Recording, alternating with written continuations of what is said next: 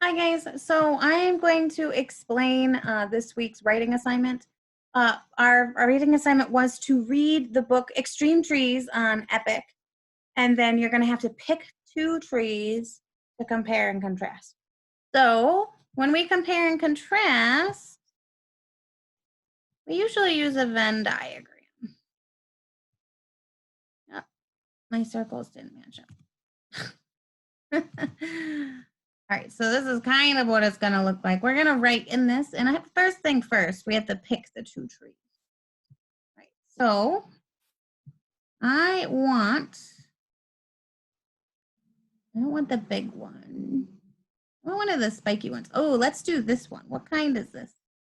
A rainbow gum tree. So that one I'm going to pick, rainbow gum. All right, and then the other one I'm going to pick is one of the spiky ones.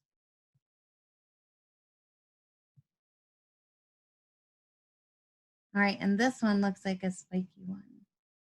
The honey locust tree. All right, so those are my two trees.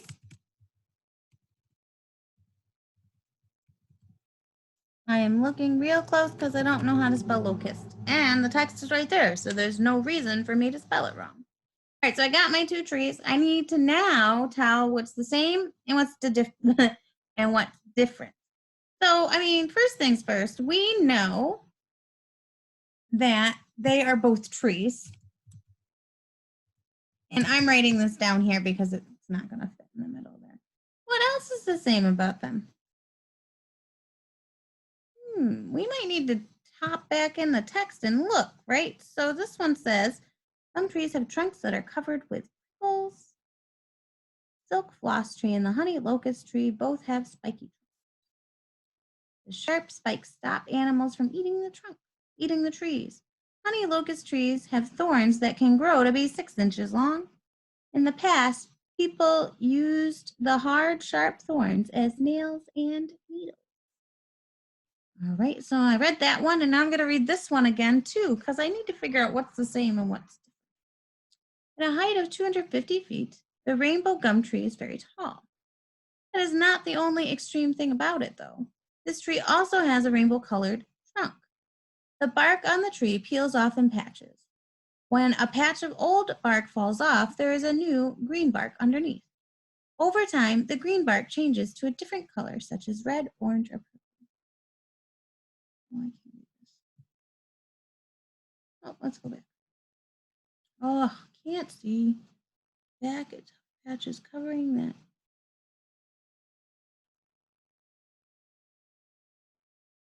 All right. So we know that both the trees, they're both trees. They also both have bark, right? Not the same kind of bark, but they both have bark. And if they're both trees, they both probably have what as well? They both have leaves. So those are the things I'm going to keep the same. Now the rainbow gum tree, it says right here, it was very tall. And also it has rainbow bark. Okay. You don't need that many things when we're writing our compare and contrast.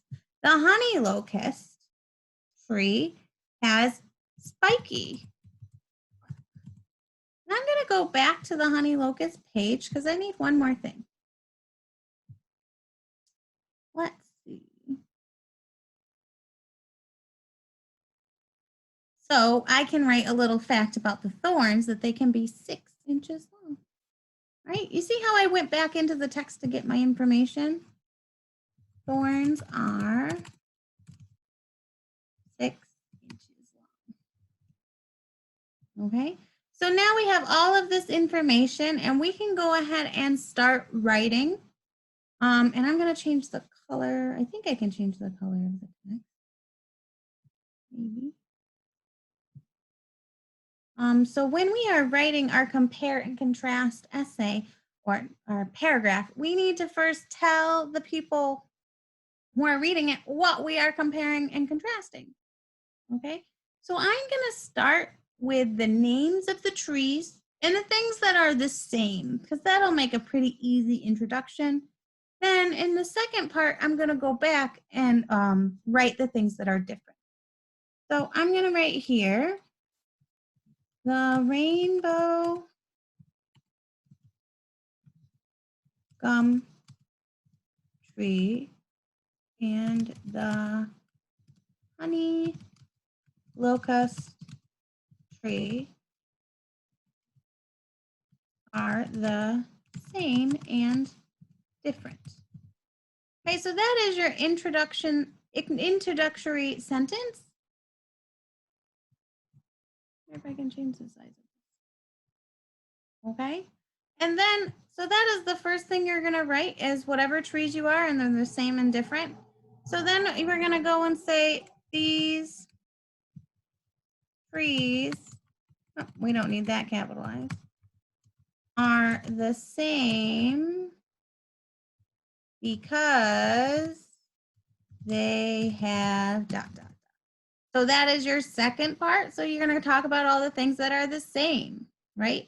And then the last one we need to do is what is different.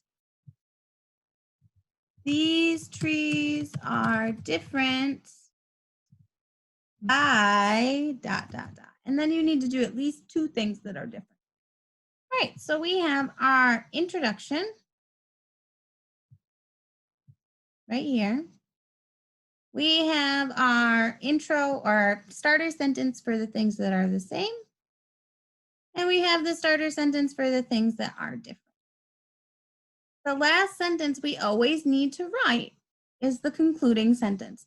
So we always start that one with, as you can see, and then you'll say the names of the trees again, or you can be general.